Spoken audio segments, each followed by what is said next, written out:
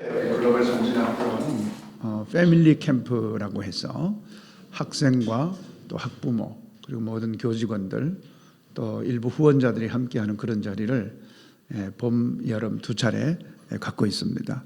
특별히 2월 달에 하는 새로운 학년이 시작하기 전에 하는 이 패밀리 캠프는 2박 3일 동안 큰 리조트에서 정말 한 가족이 된 것을 느끼게 하는 그런 큰 행사입니다. 그중에 이 이사장 교육 특강은 우리 교육의 방향을 올해는 어떤 방향으로 또 어디에 방점을 두고 어디에 집중하면서 교육할 것인가 하는 그런 것들을 천명하는 자리이기 때문에 굉장히 이제 중요한 시간이라고 볼 수가 있습니다. 제가 해마다 이 패밀리 캠프 교육 특강에 앞서서 우리 졸업생들이 현재 사회에 나가서 어떻게 사는가 하는 것을 쭉 소개해 왔어요. 그래서 지난 패밀리 캠프 때는 4회 졸업생들을 소개를 했는데 이제 오늘은 5회 졸업생들이 어떻게 살고 있는지를 한번 같이 보도록 하겠습니다. 이제 이 학생들이 5회 졸업한 학생들인데요. 꽤 많지요. 제 기억으로는 5회부터 학생들이 좀 많이 이제 배출되기 시작했는데 이 학생들은 2010년에 이제 아마 졸업한 학생들일 겁니다. 다음 넘겨보면요.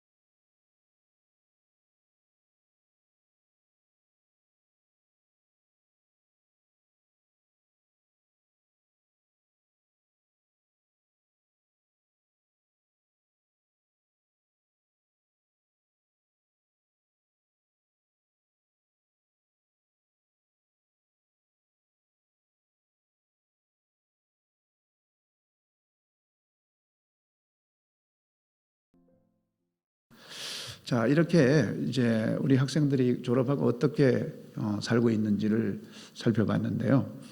사실 이제 이때만 해도 학교가 지금 음성이나 문경학교에 비해서는 아주 열악한 상태에 있었어요. 그럼에도 불구하고 이렇게 지금 잘 성장해서 각각의 자리에서 열심히 일하고 있는 모습을 보게 되면서 지금 아마 현재 우리 학교 음성 문경 펜실베니아에서 이렇게 좋은 환경에서 졸업한 아이들은 졸업하면 아마 이 선배들 이상으로 좋은 역할을 할 수 있으리라고 그렇게 생각을 합니다.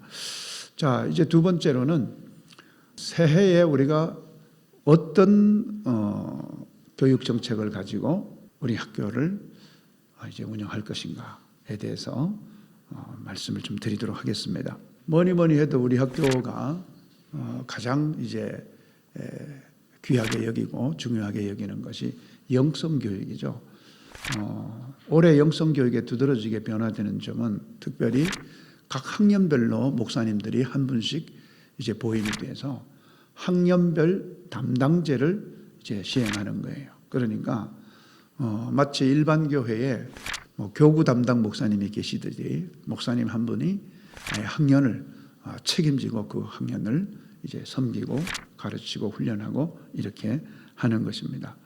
또 지난 몇 년 동안 이제 홈룸별 또 학년별 영성 수련을 해서 아주 굉장히 좋은 성과를 우리가 만들었는데요.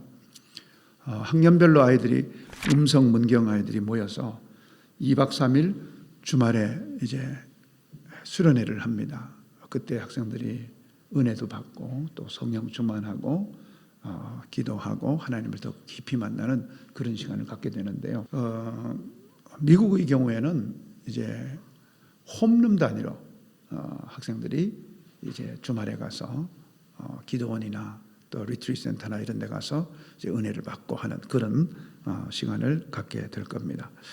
또 변함없이 이런 영적인 문제를 가장 소중하게 생각하면서 두 번째는 우리 학교 이름이 글로벌 선진학교잖아요. 글로벌 비전 크리스천 스쿨이기 때문에 글로벌 역량을 강화시키는 것이 무엇보다도 중요한데 그 글로벌 인재 역량 중에 가장 중요한 언어 역량은 여러분 아시다시피 그레이스 프로그램이라고 해서 이제 우리 학교에서 7학년 봄학기 동안은 우리 한국에서 잘하는 거 있잖아요. 단어 많이 외우게 하고 문법 잘 가르쳐주고 이거를 아주 제대로 해서 기반을 닦아주고 그리고 가을 학기부터 그 다음 봄학기까지 1년 동안 미국 캠퍼스에 가서 지금 이제 그레이스 프로그램이라는 이름으로 영어 집중 과정을 하고 있는데 지난번에 제가 미국에 갔더니 이제 우리 학생들이 9월 달에 갔으니까 겨우 3개월 정도밖에 안 됐는데 이제 어떤 학생들 아마 그 학생들 중에서 4단계로 아이들이 이제 클래스가 편성이 되어 있는데 그 중에 아마 가장 낮은 단계 학생들이 뭐 귀가 뚫렸다 이런 얘기를 한다고 그래요. 뭐 귀가 뚫렸다는 게 귀를 뚫었다는 게 아니고 이제 영어가 들리기 시작한다 이제 그런 말이겠죠. 겨우 3개월 됐을 때 그런 얘기가 나왔다는 거는 앞으로 한 1년 정도 꽉 채우고 나면은 엄청난 성과를 내고 돌아올 것이라고 그렇게 기대를 하고 있습니다. 국내에 있는 어떤 학교도 흉내낼 수 없는 이 그레이스 프로그램 1년 동안 학생들이 가서 원어민들과 수업을 하면서 영어를 집중적으로 훈련받고 오는 것은 정말 우리 학교의 큰 자랑이고 또 우리 학교의 강점이 아닐 수가 없습니다. 또 글로벌 비전이죠. 사실 중고등학교 때 학생들이 뭐 입시다 뭐다 해서 고개를 들고 세상을 바라볼 기회가 없어요. 그런데 우리 학교는 다른 학교와 달리 공부를 해서 점수를 따고 뭐 공인 성적을 잘 내고 이런 것도 중요하지만 더 중요한 것은 그때 고개를 들고 세상을 둘러봐야 된다는 거죠. 세상이 어떻게 돌아가는지, 세상에 어떤 사람들이 어떤 문제로 고민하고 있는지, 어떤 문제로 고통받고 있는지, 어떤 문제 때문에 위협을 받고 있는지 이런 것들을 아이들이 생각하고 돌아보게 해야 된다는 거죠. 그래서 그러한 기회를 학교가 적극적으로 지속적으로 이제 갖게 될 것이다 하는 것이고요. 또 우리가 국제자원봉사라는 그런 프로그램이 있어요. 우리 학생들은 고등학교를 졸업하기 전에 반드시 일정 기간 동안 어려운 나라나 어려운 지역에 가서 그들과 함께하는 경험을 반드시 하도록 규정하고 있어요. 그게 되지 않으면 아예 졸업 요건에 해당되지 않도록 그렇게 되어 있죠. 그래서 그렇게 가봐야 물론 이제 비용이 좀 드는 게 흠이지만 여러분 우리가 그렇게 해서 비용을 써서 우리 자녀들이 정말 어떤 글로벌 마인드를 가질 수 있도록 해줘야 하는 것이죠. 그래서 그와 같은 활동들은 지속적으로 하게 할 것입니다. 또 글로벌 네트워크라고 하는 게 굉장히 중요해요. 우리가 말만 글로벌 한다고 해서 글로벌이 되는 게 아니죠. 다른 외국에 있는 아이들이 어떻게 생겼는지, 걔네들은 무슨 생각을 하는지, 걔네들의 생활 습관은 어떤지, 또 걔네들과 이야기할 때 어떻게 해야 되는지 이런 것들을 직접 만나서 경험을 해야 되잖아요. 그런데 아이들이 모두 계속해서 중고등학교 다니는 내내 외국에 갈 수는 없으니까 외국에 있는 아이들을 불러들여서 이제 어떤 특정 주제를 놓고 토론도 하고 고민도 하고 이렇게 하는 게 이제 글로벌 유스 포럼이에요. 청소년들이 포럼을 같이 하는 거죠. 어떤 주제를 놓고 같이 하는 것이죠. 또 다른 외국에 있는 친구들하고 같이 한 자리에서 특정 과목을 놓고 서로 경쟁을 해보는 거죠. 누가 잘하나 하고 실력을 겨루어 보기도 하고 이렇게 하고 토론도 하고 그렇게 하는 것이죠. 이런 일들을 지속적으로 계속해서 하겠다는 거예요. 그리고 지금 지난 3년 동안 우리가 STEAM이라고 하는 창의 융합 교육을 어떻게 보면은 이제 각 캠퍼스가 나름대로 경험을 해왔어요. 지난 3년 동안 음성 캠퍼스는 음성 캠퍼스대로, 문경 캠퍼스는 문경 캠퍼스대로, 또 펜실베니아 캠퍼스는 펜실베니아 캠퍼스대로.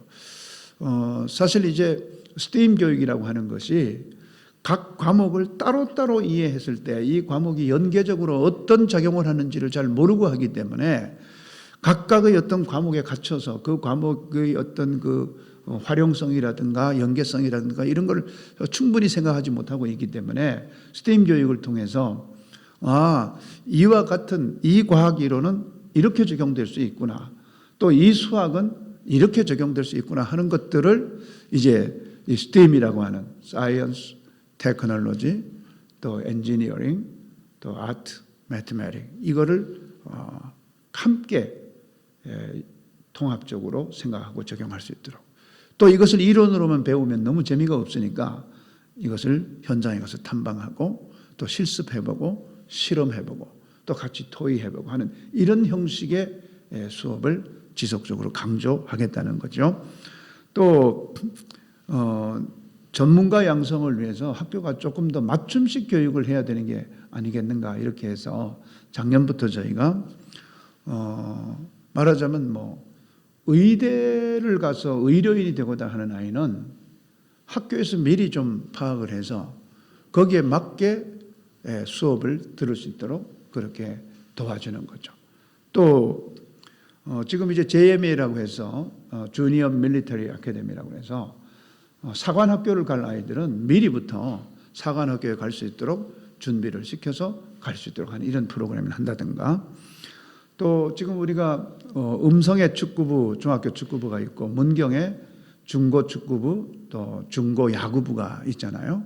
사실 이제 공부를 시키면서 동시에 축구도 잘하고 야구도 잘하고 또 공부도 잘하고 축구도 잘하고 야구도 잘하면서 얘네들이 세계 시장에 나가서 마음껏 활약할 수 있도록 그렇게 기반을 닦아주고 하는 이런 것들이 우리가 해야 될 일인데 최근에 아주 좋은 결과들이 많이 나오고 있어요.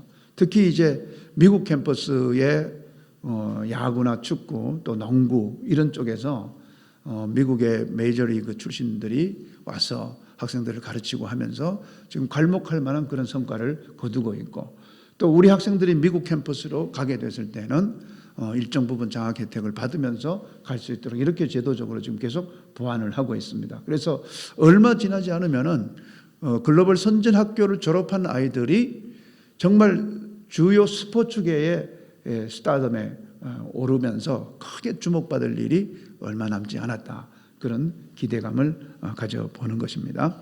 또 글로컬 프로젝트라고 그래가지고 이제 대륙별 맞춤식 인재 양성이죠. 사실 이 좁은 한반도에 아이들이 갇혀 있으면서 여기에서만 미래를 설계할 게 아니고 또 선진국만 생각할 게 아닙니다. 사실은 이미 선진국은 포화 상태예요. 인재 포화 상태예요.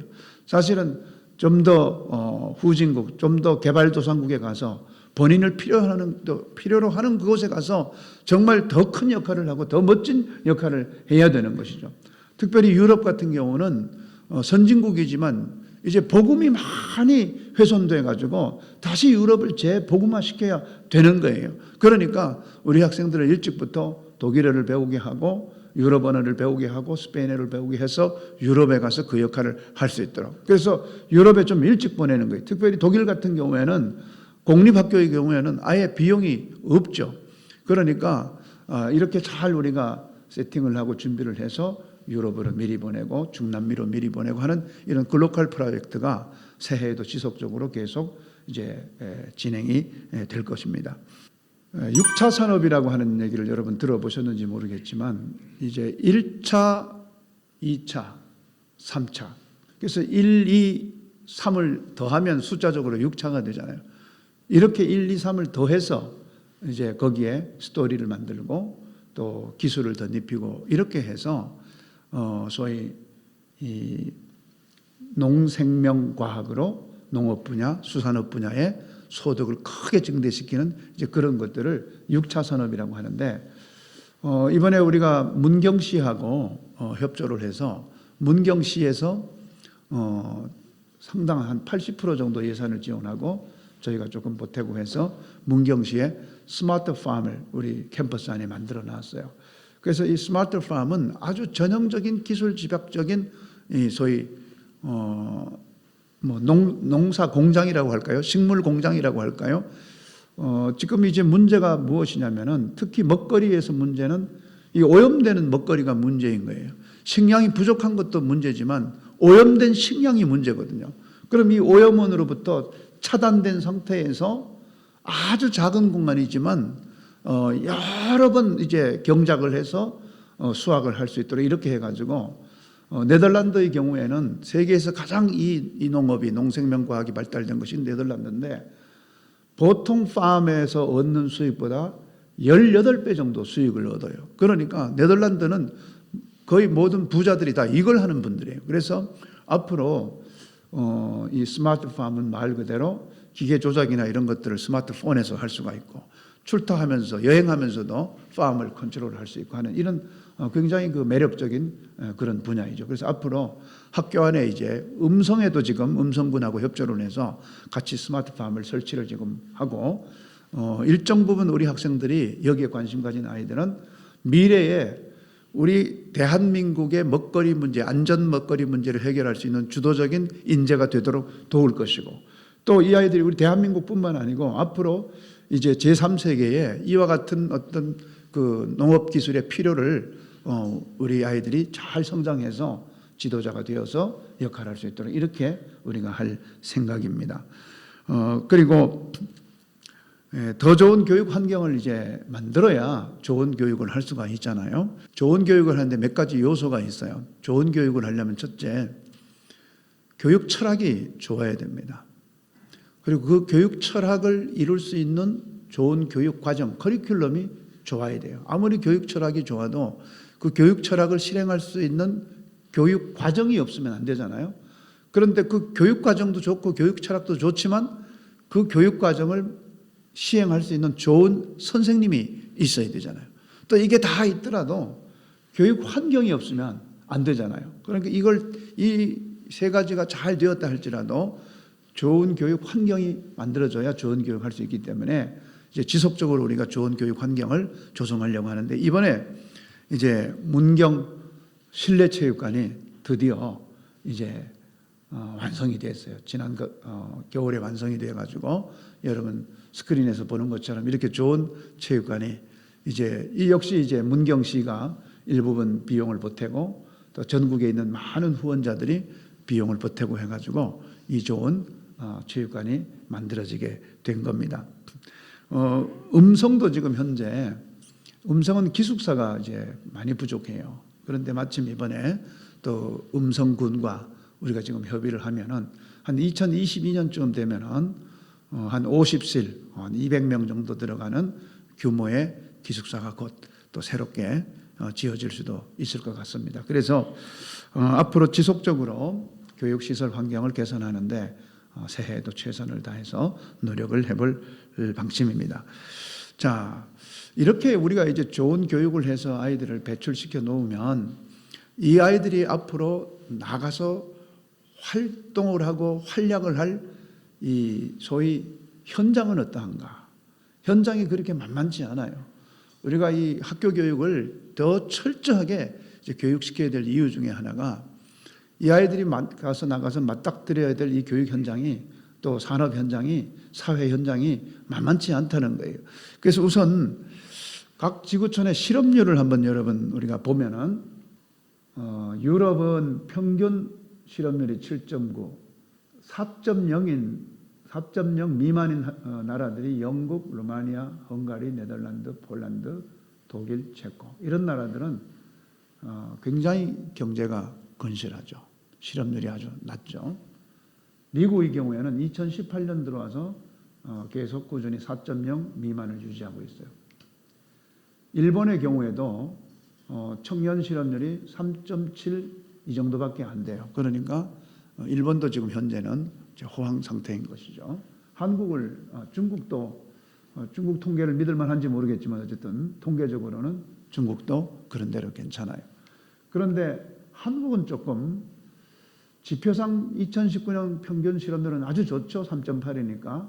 그런데 청년 실업률이 8.9% 비교적 어렵고 또 제조업이나 자영업이 굉장히 지금 상태가 좋지 않기 때문에 30, 40대 고용 지표가 아주 어려워요.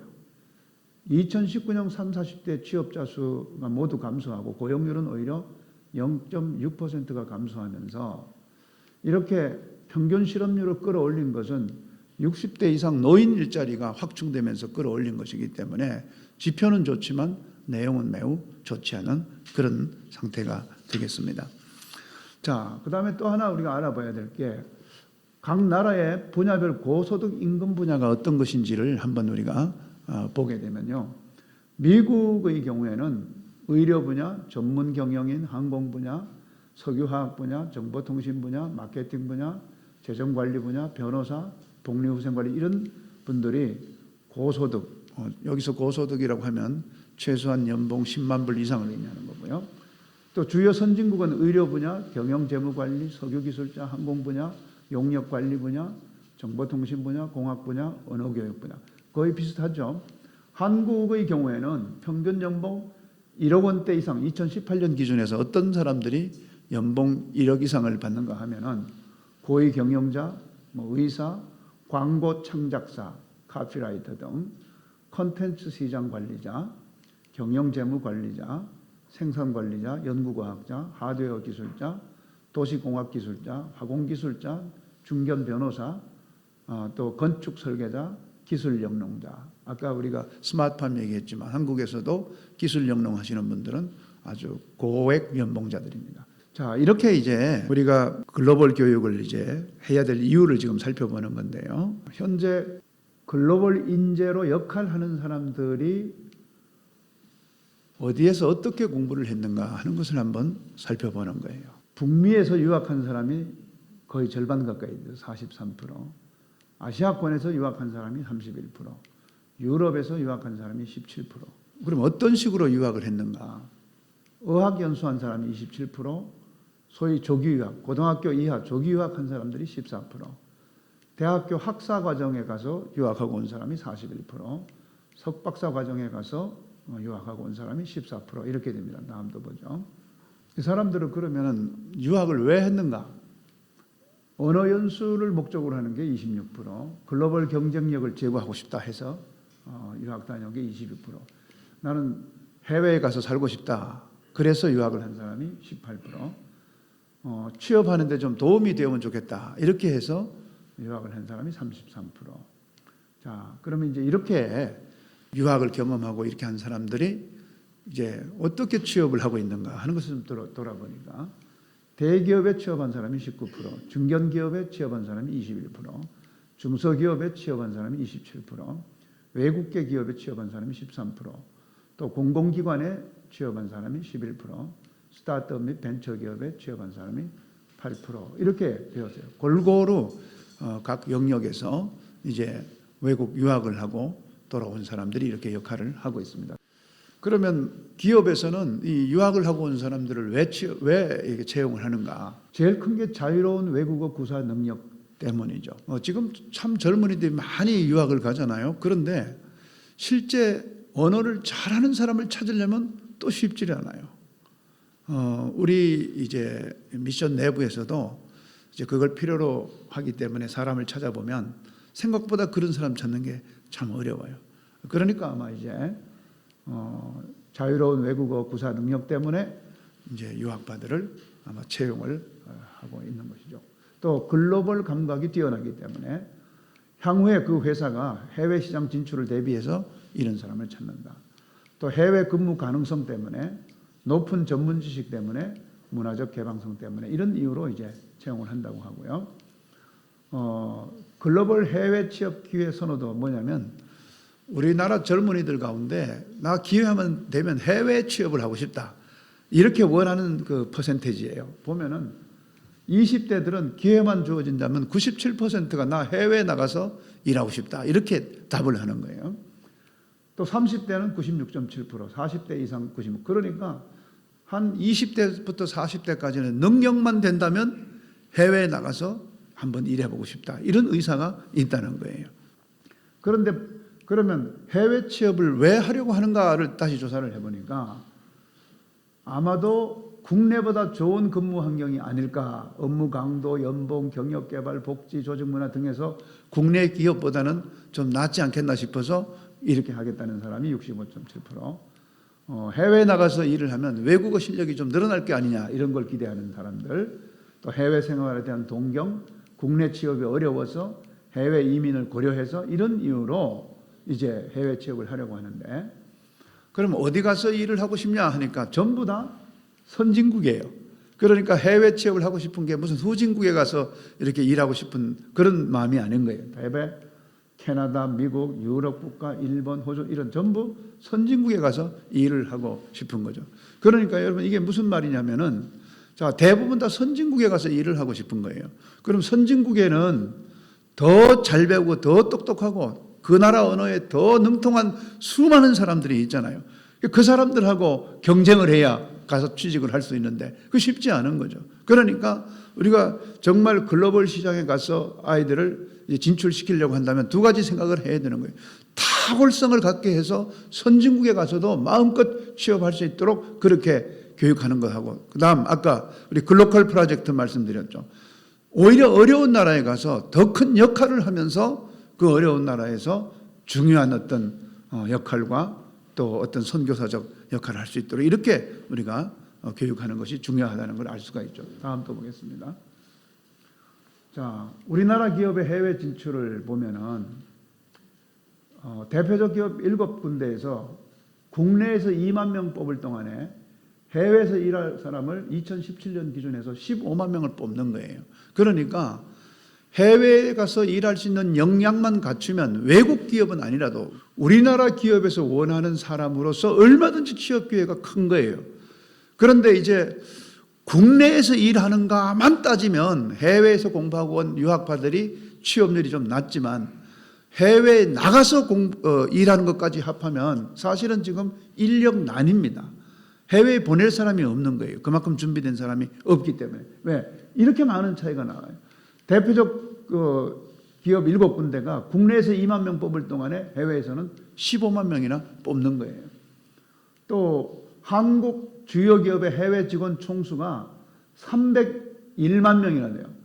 이거는 국내 청년 실업자 수의 6.5배나 됩니다. 이 말은 거꾸로 말하면은 국내 청년 실업을 없애려면은 이런 글로벌 역량을 모든 청년들이 다 갖추어 넣었다면은 전혀 문제가 없는 거예요. 왜냐하면 6.5배나 해외에서 사람들을 더 많이 뽑아들이기 때문에 그렇다는 거죠. 그래서 해외 진출이 지금 현재 확장 추세에 있습니다. 자, 한번 이제 보면은요. 해외 투자 기업 216곳을 대상으로 해서 국내와 국외 중 투자 환경이 더 좋은 것이 어디냐 이렇게 물어보니까 76.9%는 국내에 투자하고 싶지 않고 해외에다 투자하고 싶다는 거예요. 또 국내에 돌아와서 투자할 의향이 있느냐 하니까 78.7%가 없다. 지금 정부에서 밖에 나가 있는 국내 기업들을 불러들이려고 엄청 노력을 하고 있어요. 많은 정책 자금을 지원하고 그러지만 안 돌아오려고 하는 거예요. 뭐 여러 가지 이유가 있겠죠. 이것을 여러분 우리가 어떤 인재를 배치한다는 관점에서 볼 때 우리가 해외에 적합한 인재를 길러 놓기만 하면 얼마든지 우리 학생들에게 기회를 줄 수가 있다는 그런 이야기가 되죠. 이 표는 아까 이제 우리가 봤다시피 삼성, 현대, LG, 기아자동차, 현대모비스, 삼성물산, LG디스플레이 등 7개 회사를 보면 이 7개 회사들이 해외에 있는 직원 수는 37만 명이에요. 2016년 기준에서. 국내에는 28만 명밖에 안 돼요. 국내는 별로 늘어났지 않죠. 해외에 나가서 일하는 사람들이 점점 늘어나고 있는 거예요. 그렇기 때문에 우리가 글로벌 교육을 잘 시켜놓으면은 우리 졸업생들에게 굉장한 기회가 계속 주어지고 있다 하는 걸 알 수가 있고요. 지금 해외 직접 투자하는 이 투자액은 점점점 늘어나서 2017년 현재 437억 달러예요. 계속해서 지금 늘고 있는 그런 추세가 되죠. 그래서 우리가 굳이 글로벌 인재를 왜 길러야 되는가 하는 여러 가지 이유들, 현실적인 이유는 이런 이유들이 있다는 것을 말씀을 드린 겁니다. 자, 그러면 글로벌 인재를 키우기 위해서 너무 비용이 많이 들어가는 게 아닌가 하는 것을 우리가 생각할 수 있는데 비용 문제도 우리가 그럼 한번 직접 보자는 거예요. 우리나라 국공립대학교 학비는 연간 아주 적은 데는 300만 원, 많은 데는 600만 원. 사립대학은 연간 700만 원 내지 1000만 원 정도 들어요. 유럽의 경우에는 유럽 거주자 연간 학비는 4,500유로, 외국인의 연간 학비는 8,600유로인데 이것은 평균인 거예요. 그런데 이제 국가별로 보면은 프랑스 같은 경우는 유럽 거주 및 비거주자 차이가 200유로에서 650유로.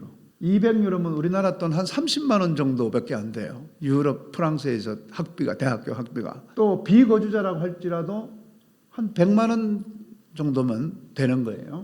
뭐 의대, 공대 같은 경우는 조금 더 비싸죠. 사립대학도 좀 비싸지만 1,500유로 같으면 한 200만 원 정도, 6,000유로 같으면 한 800만 원, 뭐 900만 원 정도면은 학비가 되는 거예요.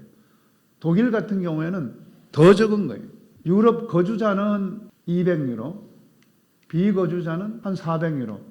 독일에 있는 국공립 학교를 갔을 때 그렇다는 거예요. 물론 사립대학은 뭐 3만 유로, 한 4천만 원 정도 되는 데도 있습니다. 스위스 같은 데도 유럽 거주자들은 한 550유로니까 한 7, 80만 원 정도 되는 거예요. 또 유럽 비거주자의 경우 한 550유로에서 텍스 정도 내는 거. 이것은 이제 사립학교를 의미하는 거고요.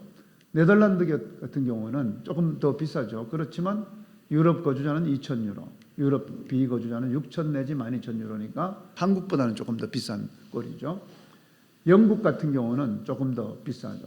미국하고 캐나다는 아예 학비가 없는 학교 수부터 6만 불까지 한 7천만 원 정도 되는 학교까지 다양하게 이제 있습니다. 이것은 무엇을 의미하냐면은 돈이 없어서 학교를 못 가는 게 아니고 준비를 제대로 안 해서 장학금을 못 받는 거예요. 지금 가을 학기부터는 아예 글로벌 장학지원센터를 정상적으로 가동을 시켜가지고 우리 학교를 졸업한 아이들에게는 가능하면 많은 장학금을 받을 수 있도록 찾아주는 그런 노력을 적극적으로 학교가 기울이게 될 겁니다. 그래서 아이들이 돈이 없어서 유학을 못 간다 이런 말은 안 나오도록, 공부를 안 해서 못 간다 이런 말은 나오더라도 돈이 없으니까 유학을 못 간다 이런 말은 나오지 않도록 그렇게 견고하게 우리 체제를 만들어 갈 겁니다.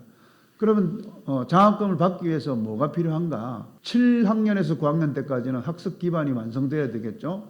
영어는 자율 독서가 가능한 수준으로, 교과서를 스스로 사전 없이 읽어낼 수 있는 정도로만 영어 기반을 만들어 놓으면 충분한 거죠. 또 융합교육으로 자연과학 기본 논리를 이해하고 습득하는 겁니다. 우리 학생들 중에는 과학이나 수학의 가장 기본적인 원리 자체를 이해하지 못하고 있는 아이들이 너무 수두룩해요. 그래서 적어도 우리 학교에서는 스팀 교육을 통해서 좀 더 재미있게, 좀 더 실험적으로 이런 원리들을 충분히 익힐 수 있도록 그렇게 도와줄 방침이고요. 이제 고등학교 과정을 뭐 해외에서는 9 내지 9학년에서 12학년까지를 고등학교라고 하기 때문에 전공 연계 과정 이수가 필수적이고 최소 평균 학점 한 3.8 이상만 되면은 또 기본 공인 성적 토플 한 100점 이상 정도만 되고, 만약에 고등학교 내내 영문 서적 10포인트 한 200페이지 이상 되는 걸 30권 이상만 읽었다고 한다면 뭐 SAT나 토플 학원 이런 데 안 나가도 얼마든지 국제적으로 인정받는 학교에서 장학금을 충분히 받을 수 있는 그런 실력이 되는 거죠. 이제 이렇게 하기 위해서 학교가 최선을 다해서 노력을 하겠다는 겁니다. 아까 말씀드린 대로 글로벌 장학지원센터를 우리가 오픈해서 2020년 올해 가을 학기부터는 이제 서비스가 시작이 될 수 있도록 이제 그렇게 할 겁니다. 이렇게 학교는 지금까지 우리가 해왔던 대로 지속적으로 글로벌 인재를 글로벌 시장에 나가서 마음껏 활약할 수 있는 그런 인재를 키우기 위해서 지속적으로 노력할 것이라고 생각합니다. 2020년 올해 특별 이제 그 프로젝트들이 좀 있는데 2020년에 글로벌 페스티벌이라고 해서 펜실베니아에서 이제 하게 되겠는데요. 이 글로벌 페스티벌은 우리 학교가 전통적으로 음성하고 문경 캠퍼스만 있을 때에 음성의 끝자가 성자잖아요. 문경의 끝자가 경자잖아요.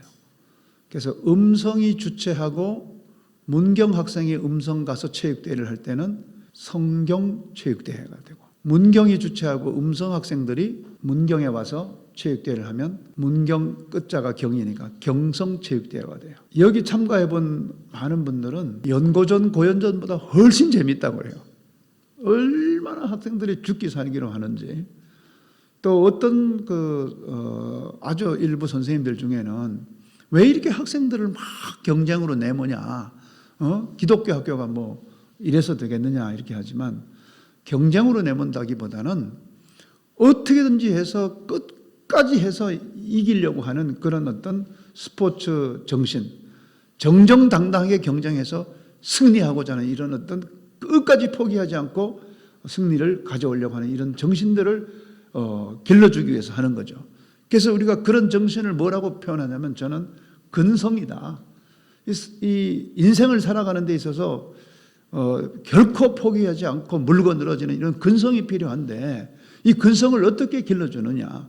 요즘 전부 헬리콥터 마음이잖아요. 엄마들이 그냥 주변을 맴맴맴 돌면서 뭐 아이들이 해야 될 걸 엄마들이 대신 결정하는 게 너무 많잖아요. 오죽하면 뭐 사법고시 패스한 판사가 판결문 하기 전에 집에 전화해서 엄마 몇 년 때릴까 뭐 그런다는데, 예? 그러니까 이게 지금 심각한 거예요. 본인이 스스로 결정하지 못하고 본인이 스스로 끝까지 덤비지 못하는 이게 심각한 거거든요. 그래서 이런 걸 어떻게 길러줄 거냐. 그렇다고 애들 맨날 둘씩 불러내서 싸움시킬 수도 없잖아요. 그러니까 규칙이 있고 룰에 의해서 공명정대하게 이제 승부를 보는 이 스포츠를 통해서 아이들이 포기하지 않고 끝까지 할 수 있도록 이렇게 하기 위해서 이제 이걸 하는 거예요. 근성을 길러주는 교육을 위해서 이 체육대회를 하는 거예요. 그런데 이제 2015년에 펜실베니아 캠퍼스가 생겨버린 거예요. 그러니까 2파전에서 이제 3파전이 돼버린 겁니다. 그런데 이제 홈 앤드 어웨이 방식이잖아요. 한 번은 우리 캠퍼스에서 했으면 한 번은 너희 캠퍼스에 해야 되는데 이 펜실베니아 캠퍼스는 캠퍼스 규모가 작다 보니까 여태 2번 동안은 계속 이제 한국에 와서 했어요. 그러니까 늘 꼴찌죠. 그래서 본인들 캠퍼스에서도 한번 와서 해야 되지 않겠냐 이렇게 해서 재작년에 그러면 이제 펜실베니아 캠퍼스에 가서도 우리가 한번 하자 이렇게 해서 올해는 이 체육대회를 펜실베니아 캠퍼스에서 이제 하게 됩니다. 그런데 이 펜실베니아 캠퍼스에 3개 캠퍼스가 이제 참석을 하게 되잖아요. 그런데 그 기왕 하는 김에 우리 전 세계 자매 학교도 다 불러서 하자. 그래서 자매 학교들이 다 불러서 스포츠 게임도 하지만 유스 포럼 서두에 말씀드린 그런 어떤 학문적인 것도 하자. 또 경시대회도 하자. 또 기왕에 그렇게 하는 거 우리 글로벌 선진 학교의 그 교육적 위상을 미국 사람들이 깜짝 놀라게 해주자. 그래서 우리가 스팀 교육한 거를 전시하고 그 미국에 있는 뭐 예를 들면은 하원의원, 상원의원 이런 사람도 불러들이고 시장도 불러들이고 뭐 가능하다면 주지사도 불러들이고 이렇게 해서 미국 사람들이 와 GBCS라는 게 이렇게 대단한 학교였나. 또 기왕 그렇게 하는 거 미국에 있는 유명 대학의 어드미션 오피서들 그러니까 입학사정관들을 불러들여 가지고 우리 학교의 이런 위상을 보여줘서 와 앞으로 글로벌 선진학교 다시 봐야 되겠네 하는 이런 평판을 높이는 그런 일도 한번 만들어보자.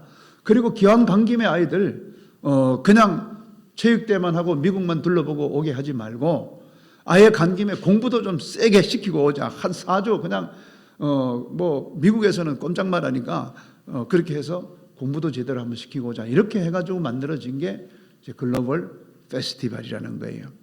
그래서 미국 캠퍼스에서 이 글로벌 페스티벌을 어떻게 할 건가 하는 거에 대해서 동영상을 하나 만들었더라고요. 그래서 우리가 그걸 잠깐 한번 보고 또 이어가도록 그렇게 하겠습니다.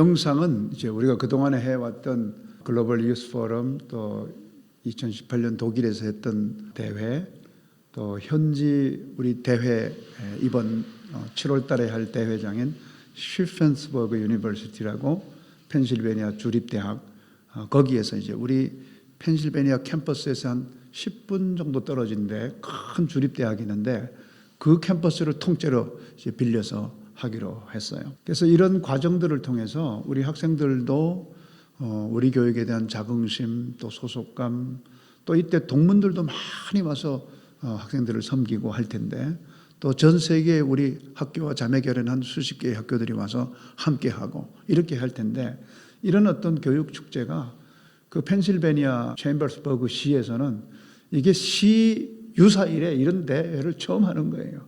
얼마나 기대를 많이 하겠습니까? 그래서 이런 것들을 통해서 단지 우리가 교실 안에서 아이들에게 뭘 가르치는 것도 중요하지만 교실 울타리 밖에 또 바다 건너서 이 큰 세계 최고의 나라에서 이와 같이 우리 교육을 펼쳐 보임으로 해서 우리 학생들이 갖는 자긍심과 또 우리 교육의 위상, 이런 것들이 대단할 거라고 보고요. 특별히 스포츠 하는 아이들은 이제 그곳에 가서 경기를 하면서 쇼케이스가 동시에 되는 거예요.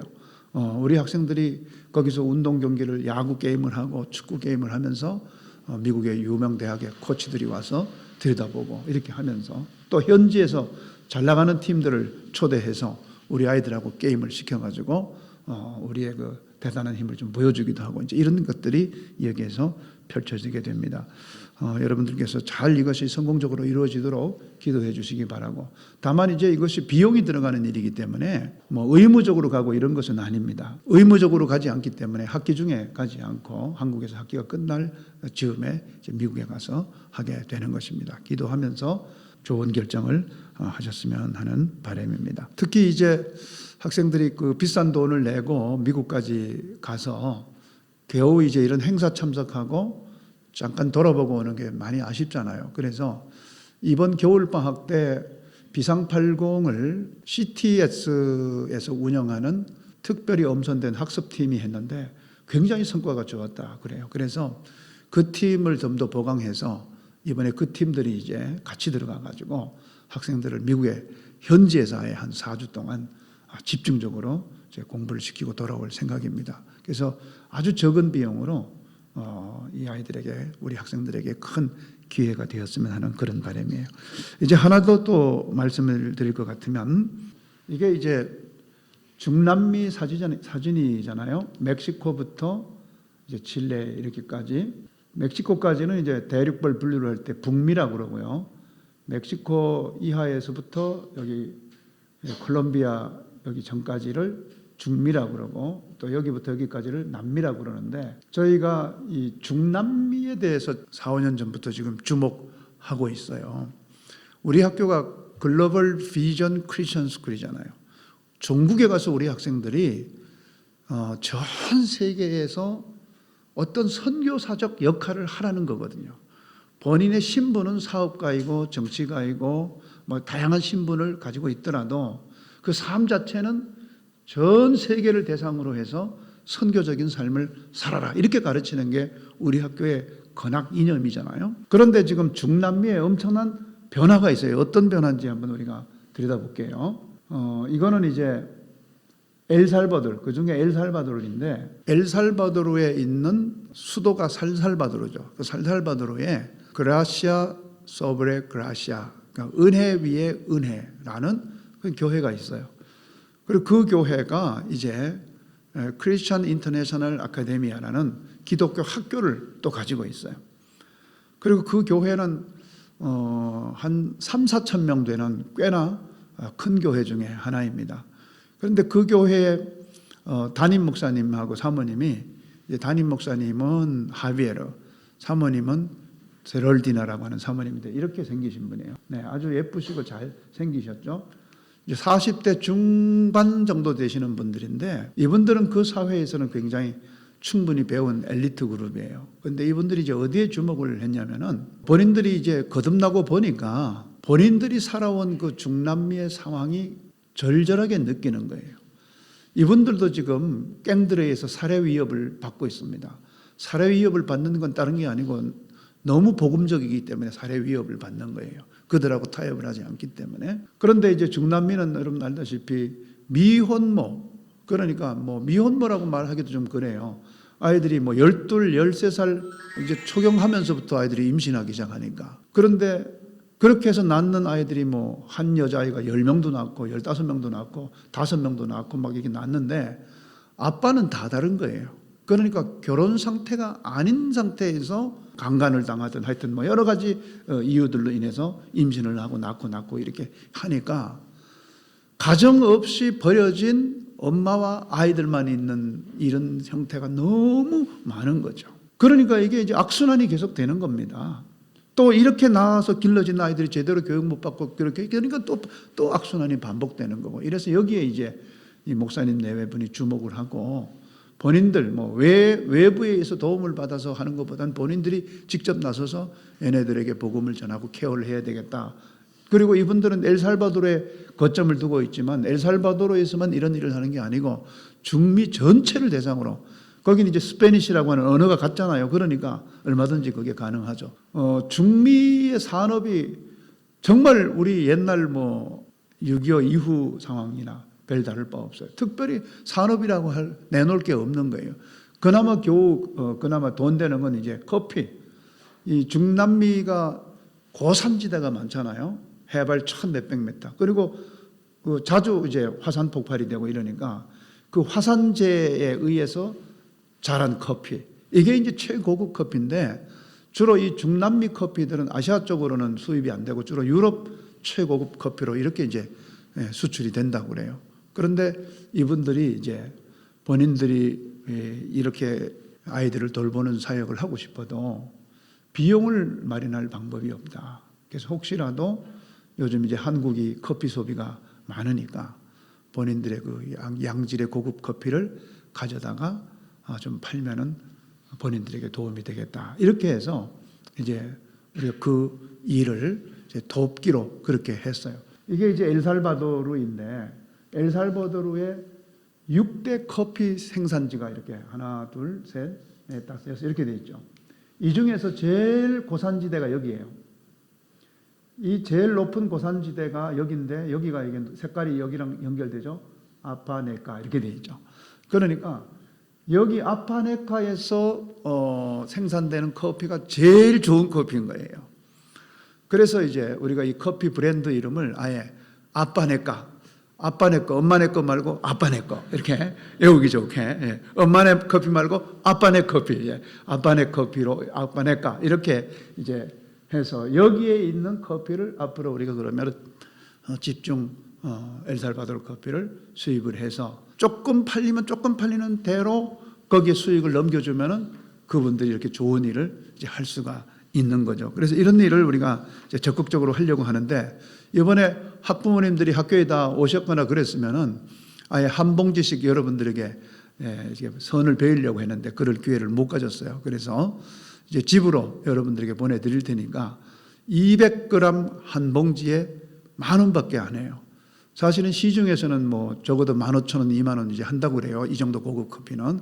그런데 이제 여러 가지 어떤 유통 과정을 최소한 줄이고 또 유통 마진도 줄이고 해서 가능하면 여기서 나는 수익이 그쪽에 도움이 되도록 그렇게 하려고 합니다. 그래서 여러분들이 아시는 뭐 교회나 또 아니면 이런 커피 가게를 하시는 분들은 이런 분들에게 적극 권장하셔서 정말 이 버려진 아이들을 우리가 조금이라도 예수님의 이름으로 거둘 수 있는 그런 기회가 되었으면 하는 그런 바람이고요. 그래서 이걸 지금 우리가 영상을 하나 이제 만들어 놨는데 영상을 한번 같이 보도록 그렇게 하겠습니다.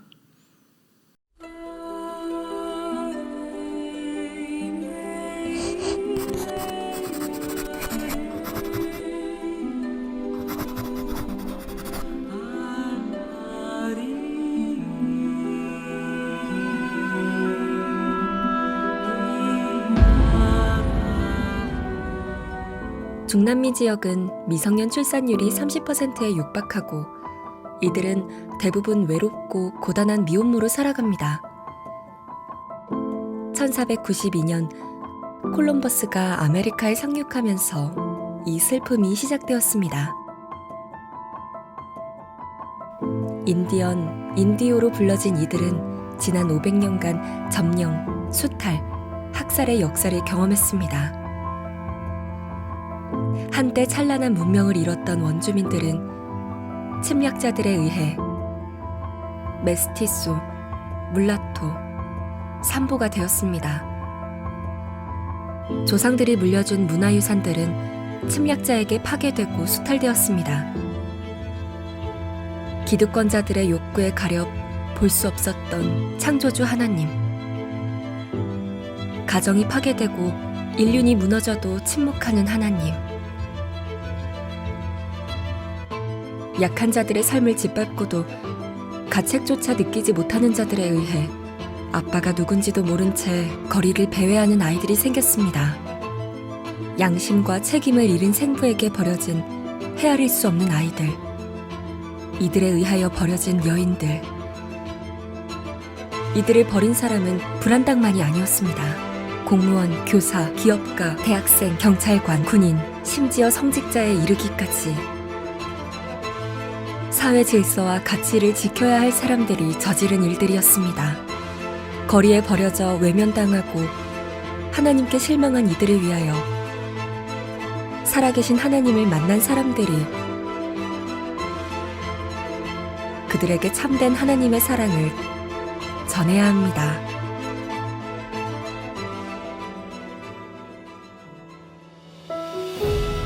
아무도 돌보지 않는 이들에게 주님의 사랑을 전하기 위해 기도하는 분들이 있습니다. 엘살바도르의 베리타스 재단을 설립하여 중남미 미혼모와 아이들을 섬기는 하비에르 목사님과 제럴디나 사모님이 그 주인공입니다. 이들은 다음 세대의 영적 성장을 위해 은혜 위에 은혜교회와 국제 기독학교를 세웠습니다. 그러나 연약한 국가 경제와 열악한 사업 기반에 재원 확보에 어려움을 겪고 있습니다. 그들이 내놓을 만한 것은 중미 지역의 특산품인 고산지 커피입니다. 해발 1000m 이상의 화산재에서 자란 커피는 유럽의 상류층이 즐겨 마시는 고급 커피 브랜드로 명성을 얻고 있습니다. 중남미의 미혼모와 어린이들이 하나님을 만나도록 해야 합니다. 우리를 통해 주님의 사랑이 전해지기를 소망합니다. 바람의 강이라는 뜻을 지닌 땅이 있습니다. 엘살바도르 고원지대의 작은 산맥입니다. 그들은 이곳을 아빠네카라 부릅니다. 우리는 아빠네카 커피로 재원을 만들어 그들을 돕고자 합니다. 이제 가정과 사업장에서 아빠네카 커피와 함께 이들의 사연을 이야기합시다. 우리가 아빠네카 커피를 마실 때 누군가는 삶의 희망을 얻고 주님께 나아올 것입니다. 지금 함께 해주시지 않겠습니까? 바람의 강, 아빠네카.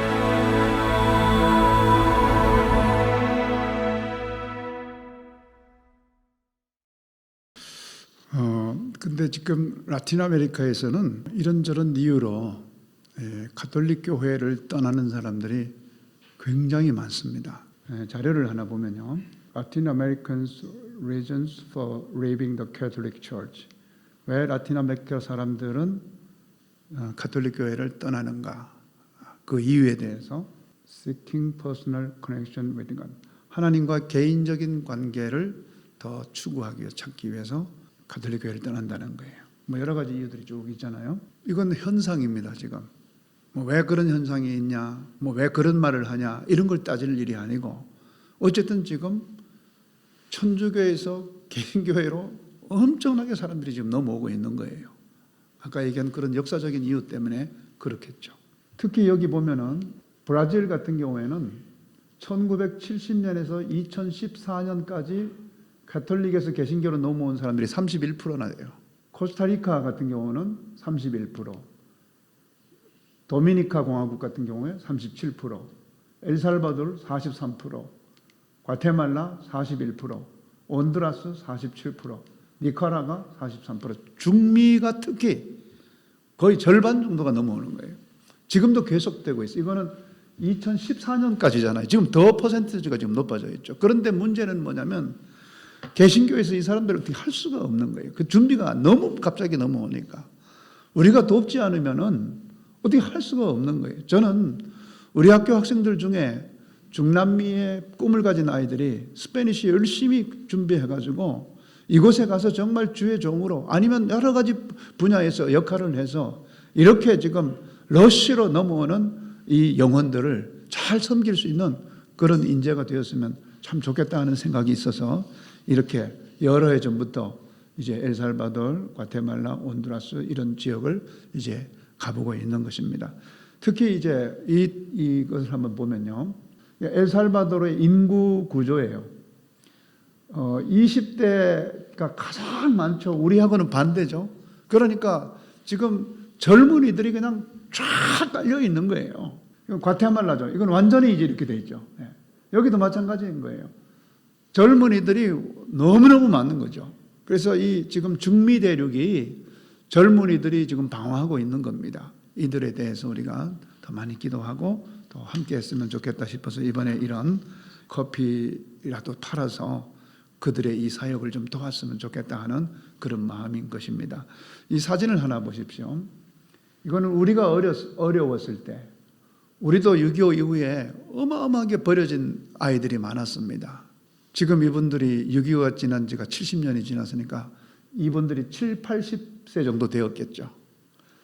외국에서 온 선교사들이 이들을 품어주고 도와주었기 때문에 오늘 우리가 있었던 거예요. 이제 우리가 그 빚을 갚아야 되지 않겠어요?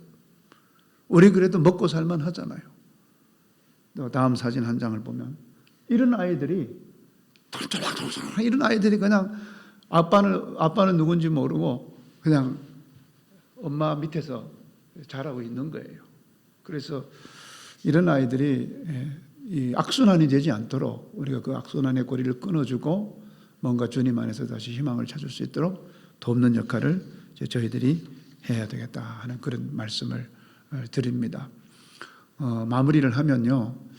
2020학년도에도 글로벌 선진학교는 하나님께서 귀하게 쓰실 겁니다. 학교가 표방하는 만큼 학교 교육 현장이 충분히 따라주지 못한다 할지라도 여러분 실망하고 야단치는 것보다는 더 힘을 모아서 함께 세워가는 일에 여러분 마음을 써주시길 바라고 2020년도에 학교가 더 좋은 교육 결과로 또 하나님께 영광 돌릴 수 있도록 기도해 주시기를 바랍니다. 빨리 이 코로나가 지나가고 더 편안한 마음으로 여러분 만날 수 있게 되길 기대하면서 오늘 이만 특강을 마치도록 하겠습니다. 감사합니다.